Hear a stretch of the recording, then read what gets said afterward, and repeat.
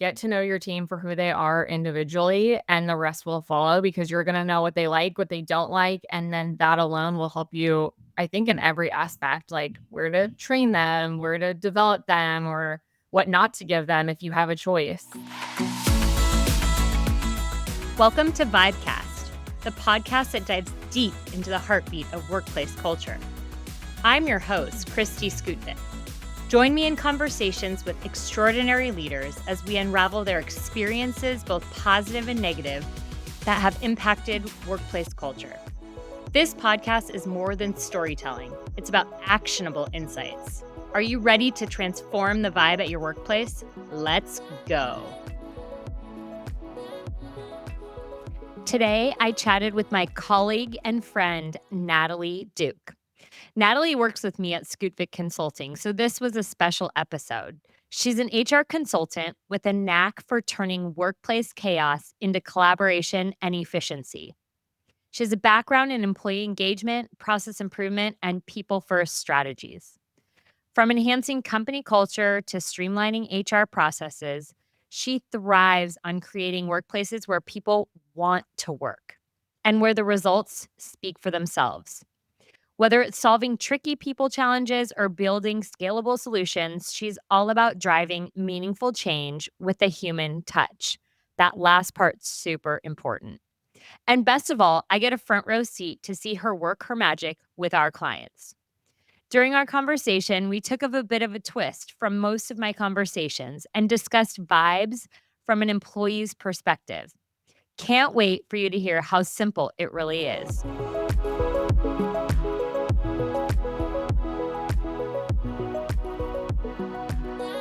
So today is a little bit different because typically I am talking to leaders or business owners about how they describe the vibe, but almost more important is like how employees see the vibe, feel the vibe, understand the vibe, what leaders are doing to create the vibe.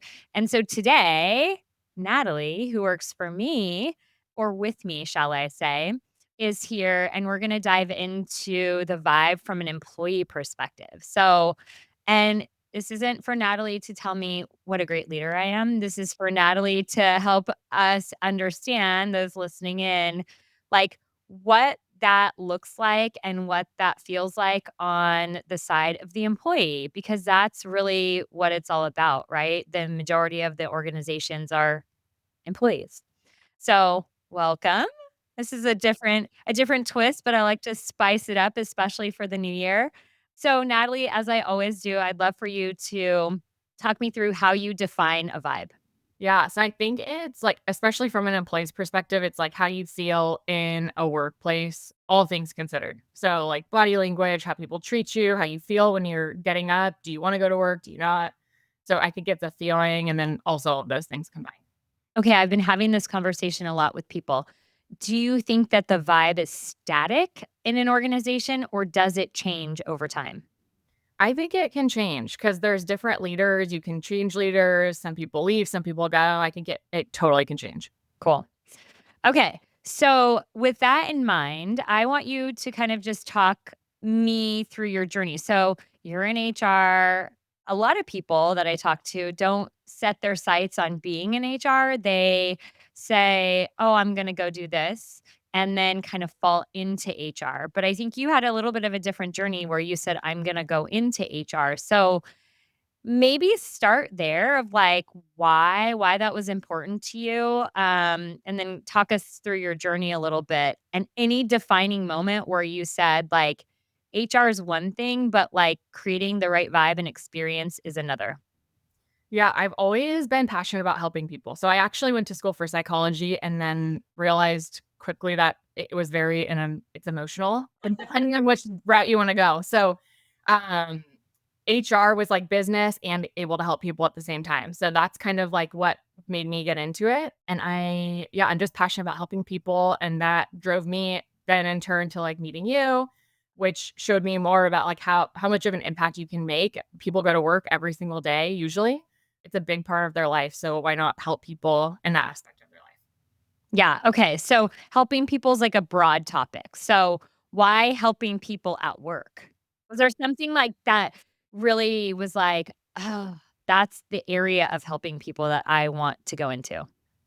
I think I kind of fell into it when it came to that because I like helping people generally no matter what it is, but in terms of work, like I said, like, you have a majority of your time is spent at work. I've seen people be really, really happy and, like, stoked to go to work, and then I've seen people be super miserable, and it impacts every other aspect of their life if they're miserable. So, it really does matter that, like, you're passionate and you're happy about what you're doing every single day, and work doesn't always have to feel like work. Totally.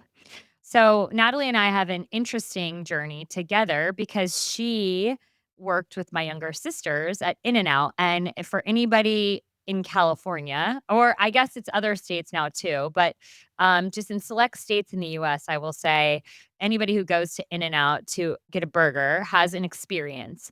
And they do a really good job of creating that experience. So, Natalie, start talking to me about like being an employee and what they do and how they create that experience and what it meant to you. Yeah, I like, even going through the interview process, like, you can tell, like, everyone loves their jobs, they're stoked on it, they have an in and out university actually where they, like, can teach leaders how to lead and just make an impact, but they're really intentional, so when we were going through training, you have to say hi to some like, everybody when they walk in the door, you greet them with a smile and you ask them how they are, and it's like, you can't not do that.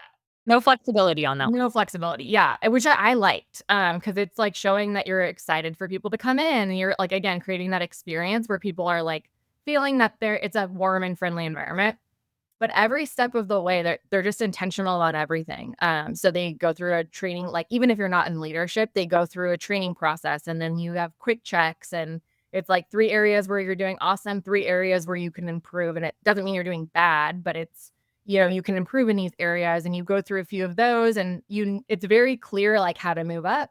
So and I really appreciated that because it was, like, goal setting and, like, I was motivated to keep going and going and going till I graduated college, so very clear, reasonable expectations, and what was also fun is when you got to a certain level, you were actually able to give quick checks to other people. So I liked that, and then I think that's another reason why I kinda got into HRs because it's similar to, like, a performance review, but it's fun, and it's, like, your peer, so you're able to train and coach other people too, even though you're not in really a leadership role. Got it. Okay, so you said something you could tell during the recruitment process that people enjoyed what they were doing. So, like, what was it that you picked up on that brought you to that conclusion? They were all smiling, they were all really friendly. I mean, we were high school kids, so an interview is very, like, I mean, it was my first interview, I was really like, "Oh my gosh, like, what do I say? I don't wanna say the wrong thing." And I've actually tried to take that into practice with me now because the more at ease you make people feel, it seems like you get the real them. So, I learned that from them also, and I mean, I said things where I was like, "There's no way I'm gonna get hired," what was like it was just done like high school, I wasn't Yeah, yeah. well at that point, so, yeah, that's I just could tell by the way that they handled themselves, they're smiling, I mean, we ran into a couple of them at an In-N-Out down the street because it was a day full of interviews and that was it, so you had, like, 5 interviews, and at the end, it was like a round table, so with the guy who was the manager at the store, so we actually ran into him right before me and my friend were in the interview process together, and we ran into him right before at the In-N-Out down the street, and he was just saying hi to everybody there. So, it was just yeah, it's a vibe. Yeah. Okay, so not once have I heard you say, well, and In-N-Out is known for paying well, right? But I want to point this out because at no point did you say, "Oh, I went there because they paid better than the joint down the street," right? And so, yes, I think pay becomes important at steps in your career, but these things are so simple that you're pointing out that I think we forget along the way in this journey of creating the right vibe and creating the right atmosphere because that plays a big role in it. Sometimes people are more willing to tolerate 50 cents less an hour when they're having a whole lot of fun and they're around people who are joyful and happy to be there and excited about like what they're doing and I mean at the end of it all you're flipping burgers. I'm not trying to like downplay In and Out, right? And it's like great training ground, but the work itself isn't like the most exciting work. However, the atmosphere that they created and the process and training program around it that they created gave you these life skills that like you can't really get a lot of places, especially being a high schooler. Yeah, it is not about the pay. It's definitely, and most people I think would agree, some people maybe not, but I think it 100% like how you feel in an organization. Do you feel appreciated? Do you have goals? Do you feel that like I don't wanna say warm and fuzzy because it's work, but, like, do you feel, like, excited to go? And I never was like, "I don't wanna go." I mean, my friends were there, my bosses all my bosses were great, we had multiple, and I just yeah, I don't have one complaint. I loved it there. And engaging high schoolers is hard.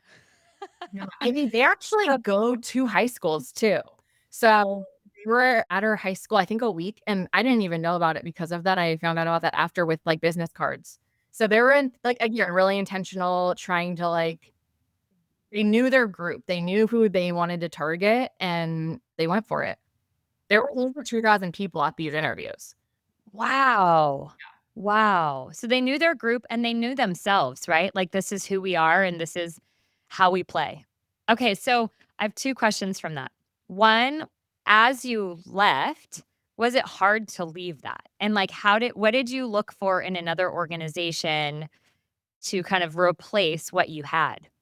Yeah, so it was hard to leave because I was there for 5 years. So it was at that point their family. So you're saying bye, but I would always go back and say hi. I still keep in touch with a lot of the people I worked there with. And that was I think 2016, so almost 10 years ago when I left. But I what I was looking for was learning again. So I actually found a role that was like a temporary position, which was when I was going through the interviewing process to that, they're like, "You graduated. Why are you like, why do you want a temp role?" And I was like, "I wanna see what this is like. I've never had, like, a real job, so might as well try it out." And it's almost like we're trying each other out. Like, I wanna make sure I like this and I like the vibe here, and then you wanna make sure you like me too, and I'm learning. So, it was kind of a win-win, and I got to learn a lot at that company. That's awesome. So, what types of questions did you ask or what did you look for when you were interviewing at that company to make sure that it was a place where you could learn? Well, this is I'm not really remembering, it was a while ago, but I remember it was a long time ago, and again, I was, like, right out of college, so this was my only second interview I've ever had. I think I was just asking, like, what does success look like in this role, or what are you guys looking for? How could I show that I'm a good fit? But I just distinctly remember being asked, like, "Why do you want that?" Like, "You've graduated, you have skills, like, why are you looking for this?" And at the time, I was like, "I just worked at In and Out. I don't have any HR." I mean, I interned for you, which was, great, but it was minimal. So I didn't have a ton of experience. So I just think I was trying to prove myself and looking for a role that would let me do that. And it seemed like they were interested in my experience and it was a good fit.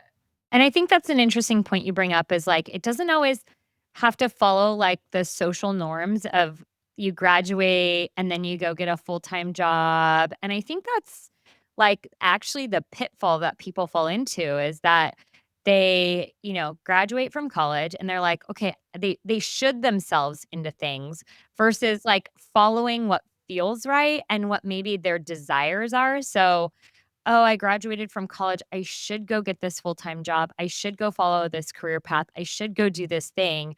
Versus like, I think it's great that you were like, I'm going to try this temporary thing because shoot, I might not like it. And then I'm locked into something. And then I feel actually bad that they took their time to train me, blah, blah, blah.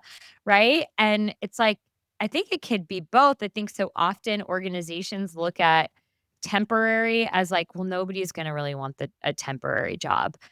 And in fact, I think with like the increasing prevalence of the gig economy, I actually think it might be a better path in many situations than just going straight to hire because there's a very clear expectation on both sides of like, we're trying this out and it doesn't mean I not fully committed to you. It's like dating. You don't like meet somebody and like marry them Yeah. the next day. Well, some people do, but typically they don't, right? So I think that's really important for leaders as they're kind of exploring, how they create their organization that doing this, like, temporary thing at the beginning isn't necessarily a bad thing, or it doesn't mean that you're not serious about this person joining the organization, but let's date for a minute and then see how it works out.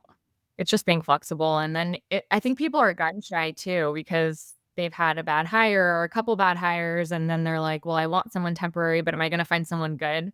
And I think you can, it's just knowing what you want and being intentional about it. Mhm. So then in your journey as, like, a temporary employee, did you feel like there was things that were held back from you or that you didn't learn? Or was it like a really a complete experience? It was a complete experience. I learned a ton, and then the lady actually that hired me moved on to a new role, so she resigned and I got hired. So, I then got to learn even more, but she was a great leader, a great coach, great mentor. I keep in touch with her too. Yeah, she was really, like, kinda like, "If I can trust you, I'm gonna give you everything that I can give you." So what were some defining or what have been some defining moments in your career? It doesn't necessarily have to be at your job, next job outside of in and out, could be in and out, could be whatever, right? In your experience, it could be in college too. Some defining moments that you say, this is really impactful and important that I have this in the company that I work for. So I think it started with, like, interning with you, like, you showed me that business could be fun, and, like, you've always had this, like, flexible mindset of, like, you don't have to like, the should-haves, like, I should do this or I have to do it this way because this is the way that everyone says I should do it, and you've never been like that, so that opened my eyes, and I think that was great because that was the very beginning of, like, my career to, like, learn that skill from you, so that taught me a ton from the beginning. And then I think moving into, like, I am lucky and blessed with that I've had pretty good leaders, but there's been times where I have felt not fully appreciated.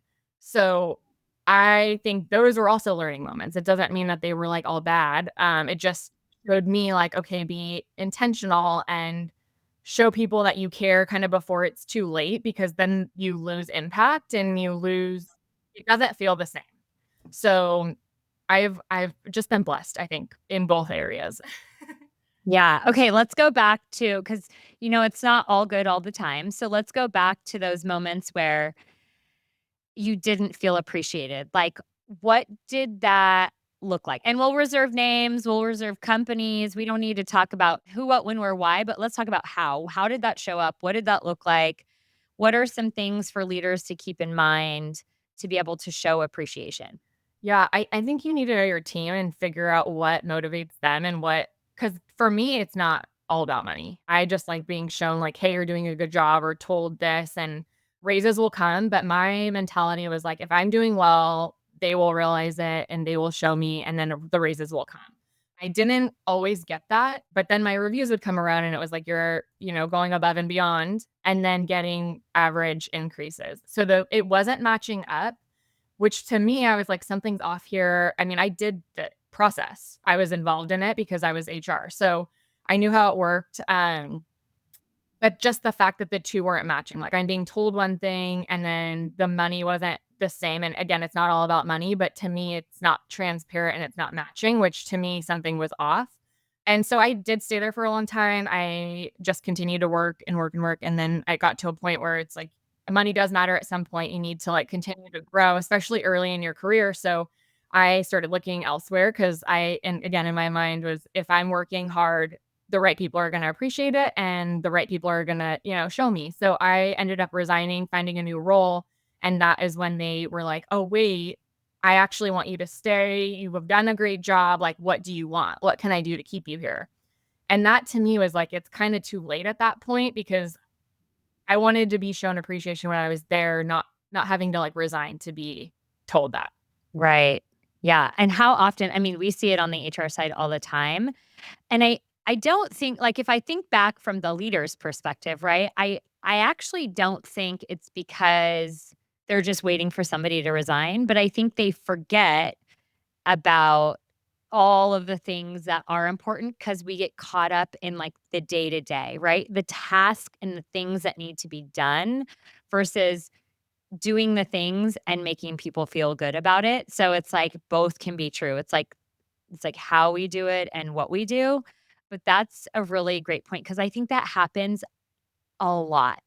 And it's like by the time you've made up your mind to leave, like, even if money is thrown at the situation, like, there's something else there that is bringing you to that decision to leave, and the money will temporarily Band-Aid the issue, right? Because it's like, "Oh, cool, I can, like, maybe go on an extra vacation, or I can" whatever you do with your money, right? That I think that the core issue is still there. And so I think I remember what you shared with me is you took the money and then you ended up leaving later anyways, right? And I think there's this 6-month rule that I've read in research that like it keeps people satisfied for about 6 months and then the real issue like rears its head again. Yeah, the root issue was the appreciation. That 100% was it again, it was not about the money, but to me, it was like your words and actions have to match. And if they don't, then your employees are going to feel it. They're going to know it. And it's not trans. Yeah, and that's an interesting thing that you mentioned too about, performance reviews and merit increases or pay that goes along with it, right? Because performance reviews, you know this, are a hot topic of like, how do we do them? What does that look like? There's lots of opinions about them. Some people want them and expect them. Some people only want to do them annually because it feels like a whole lot of work. Some people want to tie money to it. Some people don't. I mean, there's lots and lots and lots of opinions about like what's the right way to do them. And my personal opinion is it depends on the organization, how they're set up, what's important to them, what type of people they have working there, what is the business that they're in? Is it manufacturing? Is it consulting? Is it, you know, I don't know, some sort of like trade? It just depends what the expectation in the industry of the people working for you have. And then, the feedback mechanism that you have on an ongoing basis. But this is really interesting too. And I think, I don't know how you reconcile that, or maybe in your mind, what would have been better if you got this glowing performance review? Because I think this happens all the time. I know I experienced this when I worked in big corporate before kind of branching out on my own. It's like this above expectations. And then you're like, my 2% raise? Like, huh? Like, I'm grateful and, like, help me reconcile the 2 of these things because they don't quite the music bit doesn't match the words. So, what would have been better in that situation, given that some organizations might be cash strapped? Yeah, I think it's just being transparent. Like at In and Out, like I was saying before, it was very clear. Like if you do this, you get this. And it's not cut and dry everywhere. Like there's percentages, and it's not like In and Out is like you get a 25-cent raise here, 50%, whatever it was. And that's not for everybody, but it worked really well there because there was no like gray area to be like, "What I don't know what to expect," or "I don't know what I'm gonna get." But when it comes to, like, other organizations that whether you do a percentage or it's, like, more open-ended where you have more flexibility, I think it's just being honest. Or like, "Hey, I can give this amount, and this is the most I can give. I know it doesn't seem like a lot, but, like, that's literally the most I can give you, and I'm giving you the most I can give you because I want you to know I appreciate you even though it might not feel like a lot. It's all that we can do right now." And I think telling people that will go a long way because they don't think like it's a slap in the face. It's really like, okay, that they're doing what they can based on the circumstances that they're in. Yeah, yeah, and maybe even going a step further and saying, like, here's the calculation or the breakdown, right, of, like, how we allocate the money so it doesn't feel so subjective, and maybe sometimes it is, so I think organizations, like, if it is subjective, then, like, let's get to the core of the matter and not try to pretend that it's something that it's not, because that's what employees truly wanna see is, like, "Where do I stand here?" And I wanna feel like that you care for me. Yeah. Or being honest if people aren't on the right track. Like they shouldn't be surprised at their performance review that we see this a lot. Like they shouldn't get a review and then like that shouldn't be the first time they're hearing like, hey, you need to improve in these areas. Like it should be real time as soon as you're noticing something and in a kind way, because that really creates the vibe too. Totally. And here's a gut check for leaders. And I will ask this of clients all the time. Is this person going to be surprised? It's like one simple question. Like if we're talking about somebody's performance, is this going to surprise them? Is this going to like kind of knock them off their seat? And if it is, then you as a leader, you're either fearful of giving feedback, you don't know how to give it. It might be ridiculous feedback and you're like nitpicking and like, why are you doing that? Is there something else driving that? But really, it's that key question of like, is this going to be a surprise? Because it really shouldn't ever, good or bad, should not come as a surprise. And I say good and bad because good feedback shouldn't be a surprise either. Have you ever gotten feedback and you're like, oh, that's the way you really, like, feel? Like, "Thank you, but I had no idea." I had no I You probably felt that way when they were throwing some money at you, right? Like, "I had no idea that you actually appreciated me and think that I do a good job." Yeah. Right? So it's like feedback on both sides should not be a surprise. And if it is, then it's like you need to check yourself as a leader of like, why is it a surprise? What is it I'm doing or not doing or showing? You said at the beginning, either verbally or nonverbal through my body language or being too busy to talk to somebody. Or I've heard leaders time and time again say, they know they're doing a good job. Like, no news is good news. I'm like, but is it? Like, even if your love language, if you will, isn't like words of affirmation, everybody every once in a while needs to hear that they're doing a good job and given specific examples of like where they've done a good job because that it kind of like puts a stake in the sand to reaffirm, okay, I'm doing the right thing moving forward. That's actually a good point that you said specific examples because actually seen people like presidents just walk around a company like fist thumping people saying great job to everybody. And that actually can have a negative impact also. Because people didn't appreciate that at all. They were like, I don't even think he knows my name. And so I think specific examples go a long way because I think it's really when it comes down to it being intentional and like you know the person, you care about them, and like you know what they're doing well. Sure, sure. And how you organize yourself around that is like means something different for everybody, right? So not every CEO is going to be walking the floor on the daily of a manufacturing plant, like, talking about each person's personal life and like how's their family and all these things. And when you do walk the floor, it needs to be, to your point, specific and intentional. So people feel like they're getting what they want from you and not just kind of a generic, like, hey, this is, great. I remember this is like really simplifying things but I think this is an important point is my kids were at an elementary school several years ago and the principal who's like the CEO of an elementary school was incredible. Like this school was 800 kids, a huge elementary school. Lots of varying programs going on, and she stood outside at drop off and pickup every single day. She knew families' names, she knew, like, what families were brothers and sisters or cousins, or she, like, understood relationally how people were connected and made a point to say people's names, and that was it. When she left, people missed her because the person who followed behind her was very much more administrative versus relational, and you could feel it. Like, you could at drop off, she'd have music playing, there was, like, free coffee you could get. I mean, these were simple, simple things, but things that are super important to parents and kids, right? So, it's like knowing your audience and, knowing what's important to them at the simplest level. I mean, you see all these pictures even online where it's like your company is giving you a pizza party again because like and it's like, okay, if people don't appreciate it, figure like maybe you going up to them, like you said, like knowing their name, asking them how their family is, even if it's not the CEO, even if it's just their direct manager, that makes an impact probably way more than a pizza party. 100%. Yeah.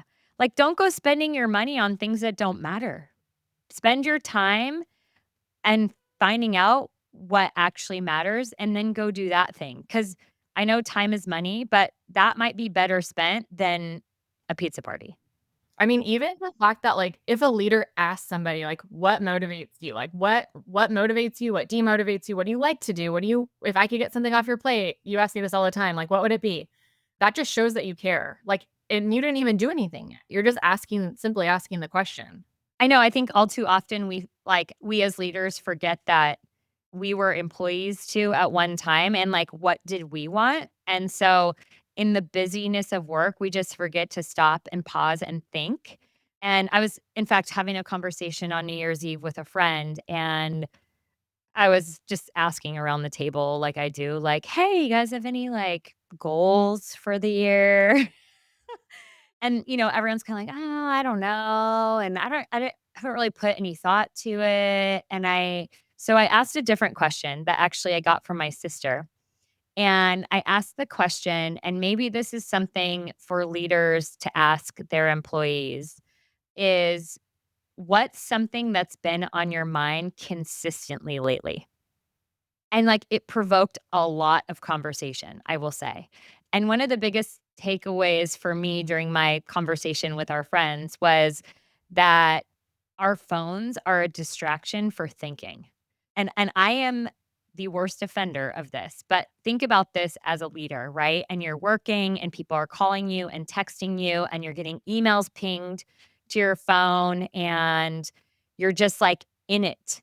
And it's like instead of just always being in it, what about if there was a time and a place for that, but, like, you put it down and then you just gave yourself time to think? Like, when I take my dog on a walk, most of the time, I don't put my AirPods in, I don't get on my phone, I just walk the dog, right? And it's, like, meditative, sort of, and my personal opinion is we need to do more of that because the phone and it's great, don't get me wrong, my iPhone is awesome, it keeps me connected to people I wouldn't otherwise stay connected to, like, I love it and I hate it.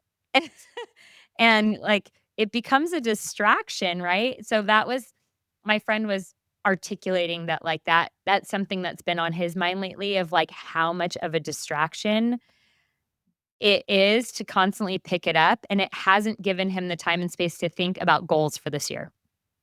So, just something to consider, as a leader or even as an employee, right? Like, you need time to think about what's important to you, what you want, who you are, what work gets you excited, what work gets you, like, demotivated, instead of just like, "Well, I should do this and I should do that, and I just, like, I gotta go do this and I gotta go do that." Like, it shouldn't be, I have to, it should be I get to.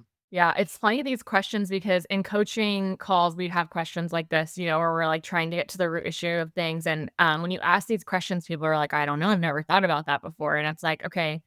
And then, I mean, people are probably listening to this right now, like, okay, when am I going to find this time? I have like a 10,000 things. I've got kids, I've got whatever. Like, this sounds great, but how can I do it? And it's like being intentional, like, block the time off like you would in a normal meeting to think, and it's gonna feel weird at first. I know, because I've been doing the phone thing too, where I'm like, okay, if I'm, unloading my groceries, usually I'm like also watching TikTok or like whatever. Like I'm not, I have to be like, I don't like the calm. I like the kinda like chaos, I guess, of like being busy. So I get bored. So, but you also have to be okay with that because that's when you think and that's when you can actually like, yeah, have some time, and it does feel really weird at first, but it does feel good once you get used to it and realize how many things you're doing while distracted instead of like focusing on one thing. Yeah, and I think too, we can be okay with asking the question and not getting an immediate answer, right? Like, many times I have said to people coaching is like, I want you to just consider this and think about it, but I'm not looking for an answer today. And in fact, I'm not even looking for an answer next time we talk. But if it's in the back of your mind as you're going about leading people or a project team or just as an employee doing the project that you're or the work that you're set out to do, it might spark something, or you might be like, "Oh, yeah, I actually really enjoy doing this work. I never really thought about it, but now that I have that question kind of prompting me in the back of my mind, I wanna do more of this and maybe less of this over here." It just gets you to think versus just go do, right? There's a time and a place for just go do, and most of the time that's, like, in an emergency situation, but work shouldn't always be an emergency. Well, maybe for some, if you're a surgeon or an ER doctor, but in the majority of work that happens in this world, it shouldn't be a fire drill every single day. So, okay, any last parting, like, if I had advice for a leader of like, go do this thing as they, walk away from listening to this? Is there a thing that you recommend that you think has the biggest impact on employees? I think getting to know them, like, get to know your team for who they are individually, and the rest will follow because you're gonna know what they like, what they don't like, and then that alone will help you, I think, in every aspect, like where to train them, where to develop them, or what not to give them if you have a choice. That's what I would do. And is there one simple question that starts with that you could think of if somebody asked you a question, like our first question, or a question you like to answer? Now is a great time to be like, "Hey, what'd you do over the holidays?" Because that's a personal question where you can get to know somebody and their family, or if you wanna stay more focused on work, like, "Hey, this year I wanna set some goals and I wanna, like, focus on areas that you like. What do you like and what if you could have anything taken off your plate, what would it be?" Yeah. Awesome. Okay, this was so fun, and I'm so grateful that you were up for it. I know it's a little bit of a different take for me too, and it was really fun because I think leaders also aren't always honest with themselves, and so it's easy to sit in the seat and say, well, yeah, you should do this, and I do this, and I do this. But I think sometimes the honesty isn't there because they want to believe that they're doing something, but the impact is very different. And I believe everyone has very good intentions, but doesn't always check themselves on the other side. So this is really fun to talk through the employee perspective of like what leaders can do. And I hope that people can see that it's like very simple and we've overcomplicated it. We overthink it. So like stop overthinking and do something that's just feels right and natural from your gut and what you would have wanted sitting in that seat. Try it out. And sometimes you might fail. Sometimes it might be like totally horrible. And you're like, wow, I am never going to do that again. Or you tell your leader, don't ever do that again because that was, I know your intentions were good, but your impact was way off. But that goes into like the honesty and transparency, right? And that needs to be built over time, but get to know your people and then you'll get there. So thank you, Nat. I appreciate you. No problem. Thanks.